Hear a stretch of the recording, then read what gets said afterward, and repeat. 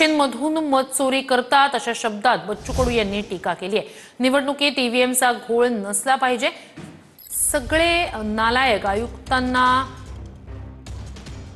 गड्डी भेटली असेल असं बच्चू कडू यांनी वक्तव्य केलंय। ईव्हीएम मशीनचा घोळ नसला पाहिजे।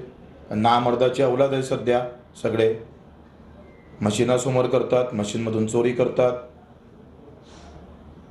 म्हणजे इमानदारीचं होट राहते कुठं? तुम्ही साधा निवडणूक आयोगाला मला प्रश्न आयुक्ताला का तुम्ही थोडे जरी डोकं असन, तुम्हाला अक्कल चौथा वर्ग पास असन, तर तुम्ही एक सांगा, संविधान काय म्हणतंय?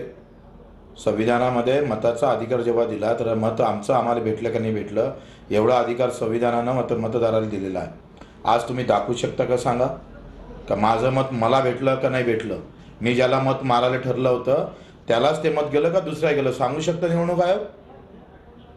पण सगळे नालायक, बिलकुल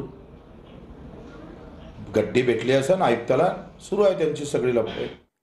तर मनोज जरांगेंसाठी बीडमधील शिरूर कासार तालुका बंदची हाक देण्यात आली। मनोज जरांगे यांच्या हत्येचा कट रचणाऱ्यांसह सुपारी देणाऱ्यांना अटक करा या मागणीसाठी आज शिरूर कासार तालुका बंदची हाक देण्यात आली आहे। मनोज जरांगे आज माजलगाव दौऱ्यावर आहेत।